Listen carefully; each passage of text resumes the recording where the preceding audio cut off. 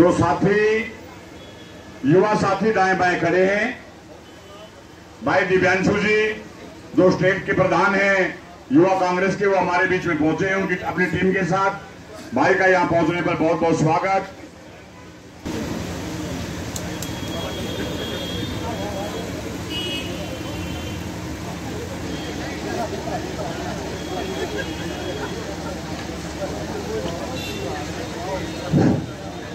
जो यूथ कांग्रेस में काम कर रहा है, चाहे भले यूथ कांग्रेस में काम नहीं भी कर रहा, यूथ साथी है, आपके लिए स्टेज पे जगह, आपके पास आके स्थान ले सकते।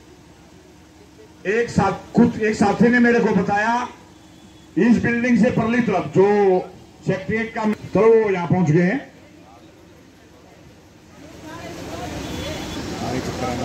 आप सचदेवा जी हैं, आपसे मारो लो।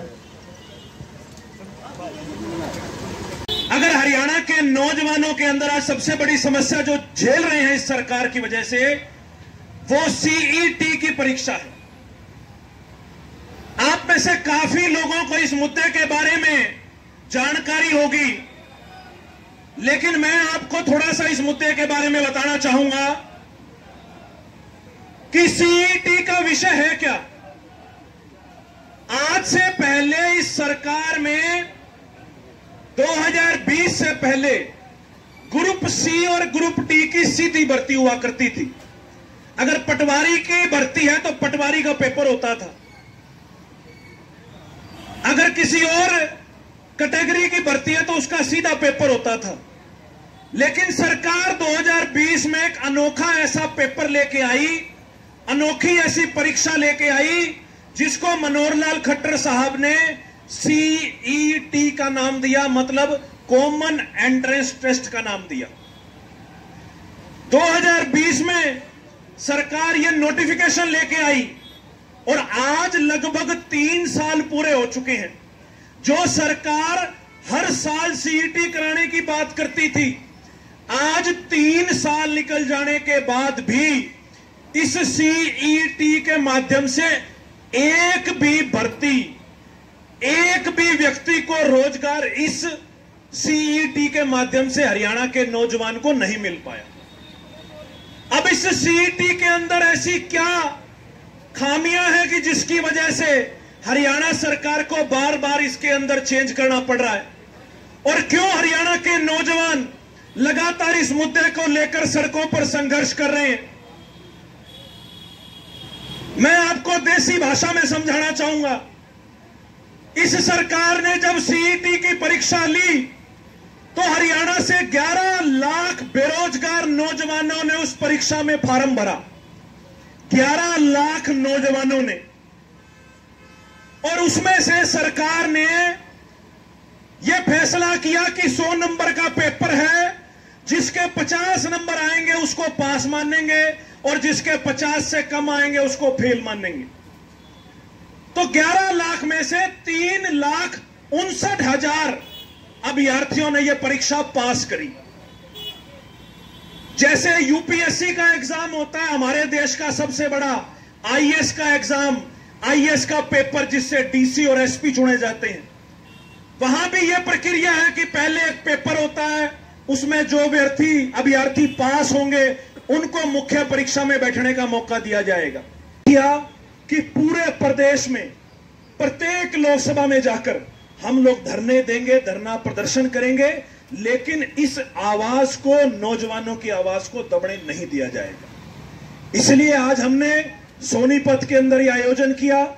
इंद्र देवता की ज्यादा हमारे ऊपर कृपा थी, बारिश का हमें आइडिया था, इसलिए हमने छोटा टेंट लगवाया। कल यहां सारा पानी भरा हुआ था। अब इसके बाद हमारा अगला जो है लोकसभा, हम लोग हिसार के अंदर 15 तारीख को चौधरी दीपेंद्र सिंह हुड्डा जी के नेतृत्व में वहां धरना देंगे, और इसी प्रकार से हरियाणा की प्रत्येक लोकसभा में जाकर हरियाणा युवा कांग्रेस वहां सीईटी के मुद्दे पे हरियाणा सरकार को घेरने का काम करेगी। आज भी हमने एक मेमोरेंडम तैयार किया है। हरियाणा के मुख्यमंत्री मनोहर लाल खट्टर जी अभी मेरे से पहले एक वक्ता बता रहे थे, वो कह रहे थे, मनोहर लाल खट्टर जी कहते हैं कि खेल के बीच में नियम नहीं बदले जाते। भाजपा भाजपा के पास चलती सरकारों को तो बीच में तोड़ने का टाइम है, चाहे वो महाराष्ट्र की बात हो और चाहे वो मध्य प्रदेश की बात हो, लेकिन एक पॉलिसी के अंदर एक छोटा सा बदलाव हरियाणा सरकार नहीं कर सकती। और ये मैं बात मीडिया के साथ ही मौजूद है, ये बात मैं कहूंगा, मैं पूरी इस विषय के ऊपर डिटेल जानकारी लेके आया हूं। सीईटी की गजटेड नोटिफिकेशन के क्लोज नंबर 16 के अंदर बकायदा हरियाणा सरकार के पास यह ताकत है, मनोहर लाल खट्टर जी की कलम में यह ताकत है कि वो जब चाहें इस पॉलिसी के अंदर बदलाव कर सकते हैं। लेकिन अपनी हठधर्मिता को अपनाते हुए मनोहर लाल खट्टर जी इस पर अडिग हैं कि नहीं, हम सीईटी के अंदर सिर्फ 4 गुणा अभ्यर्थियों को बुलाएंगे। आज हरियाणा बेरोजगारी में सबसे नंबर 1 पर है। हरियाणा के जो हालात हैं वो आप सोच नहीं सकते आने वाले समय में किस तरह के हालात हो जाएंगे। आज हरियाणा के लोग, हरियाणा का नौजवान, जैसे हम पंजाब में सुनते थे, अक्सर आप सुनते होंगे कि पंजाब की नौजवानी सारी कनाडा और ऑस्ट्रेलिया में चलेगी, सारी पंजाब की नौजवानी अमेरिका, ऑस्ट्रेलिया और कनाडा में चलेगी। आज वैसे हालात हरियाणा के अंदर बन रहे हैं। पहले सुनते थे कि पंजाब से लगती बेल्ट, चाहे सिरसा की बात हो, चाहे अंबाला की बात हो, कि वहां के नौजवानों का जो है रुचि है कि वो लोग बाहर जाते हैं। लेकिन अब ये बीमारी हमारे रोहतक, सोनीपत, झज्जर, जींद, जो कोर हमारा हरियाणा है, जो हमारा सेंटर हरियाणा है, आज वहां भी हमारे नौजवानों के पास बाहर जाने के अलावा कोई चारा नहीं बचा। सबसे बड़ा जो विषय है नौजवानों को लेकर, वो सीईटी का विषय है और ये बड़ा गंभीर मामला है। हम सरकार को ये चेताना चाहते हैं कि सरकार इसके ऊपर विचार करे।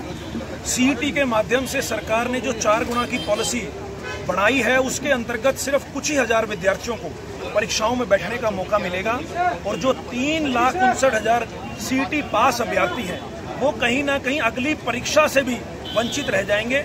हमारा ये धरना प्रदर्शन प्रत्येक लोकसभा के अंदर है।